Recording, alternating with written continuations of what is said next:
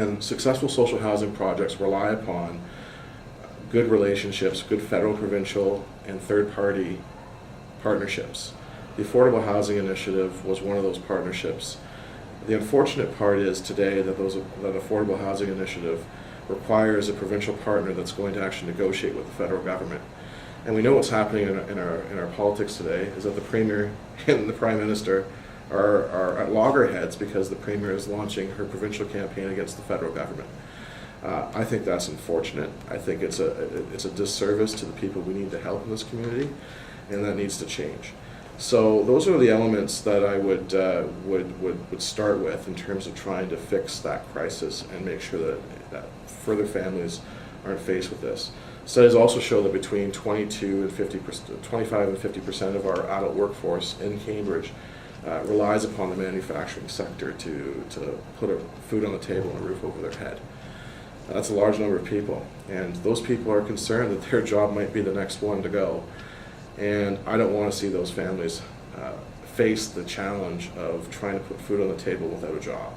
And that's why I'm committed to our Million Jobs Plan. That's the first time that I'm going to say the Million Jobs Plan here, but it's an essential element to this because we want to not only attract 1 million new jobs here, but keep the jobs that are already here from going away. And a number of initiatives are in place to make sure that happens. It's vital to address this concern from a social aspect, but also from an economic. Taking the HSTF hydro bills, dealing with the waste at the high level of hydro, which I mentioned before.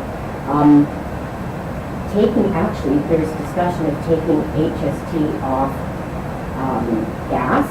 There's also discussion about doing a weekly capping of gas rates for those who do have cars, and I recognize that many people probably don't have cars. When we look at transit, we need to be revitalizing the transit system, and there are discussions about that. We need to ensure that there's affordable childcare available, and that is another issue that has been addressed. Affordable childcare spaces for children under 4, and now that we have junior kindergarten, some of those children have a plan.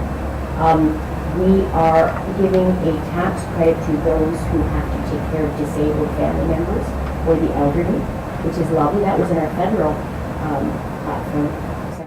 We need to be looking at affordable housing. We need to commit to capital funding and ongoing funding to maintain our affordable housing buildings. Well, it's been said, the poor will always be with us. And that's not going to change, unless there's a change, in mankind's hearts. And if everybody were to care about each other, then some of these things would be addressed much more easily. But the reasons for poverty and that are very complex, and I don't pretend to know all the complexities of why people are poor. And but I think overall, I think a lot of people are very caring, and I think that when people see a neighbor in need through no fault of their own, they've lost their job or whatever, I think people are willing to help out. I've seen that with numerous times where people get bad health all of a sudden, and I've seen whole groups of people come out and have a benefit, and I just trust in people to look after their neighbors, especially if you increase their ability by leaving more money in their pockets to look after those needs they see and those things they believe in and that sort of thing. The Ontario Liberal government has a strong policy of looking after those who are marginalized in society, and they brought forward a poverty reduction strategy a few years back that they are still implementing. For children, we've brought in the Ontario Child Benefit Act, and it was supposed to be rolled out over a few years.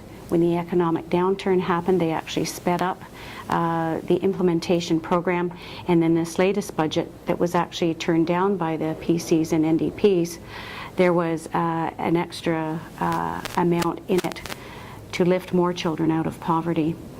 Municipal housing, we have had a strong showing of making sure that affordable housing is continuing to grow.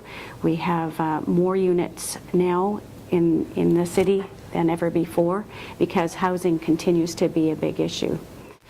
And one thing that the Premier has brought in is that she has recognized that almost 2/3 of Ontarians do not have enough resources for retirement, and 2/3 don't have a pension plan. And so what they are proposing is to move forward with an Made in Ontario pension plan that will help people to save for retirement and try and reduce the number of seniors living in poverty in our society. It's very unfortunate that the political games resulted in an election where the minimum wage increase has now been, it's off the table. We were always pushing, it's really also sad that the minimum wage was still going to be a poverty wage, but what Greens are proposing that's different is to shift to a guaranteed annual income. It's more dignified, so everybody would have a certain base income. So for people who have a disability, or if something happens, like in my case, I had to take a full year off to stand up to protect our community, and my business and my income was suffered because of that. Or if a family member falls ill, like so many of us have, and with the demographics shifting like we'll see a lot more home care, those people will have to take a cut in their income. So a guaranteed annual income is an alternative to the welfare program, where everybody has that baseline to ensure that they have what they need to survive, that it challenges poverty issues. It's brilliant. It's a long-term shift that we'll need to work towards, but the Greens are the ones who are actually committed to talking about it.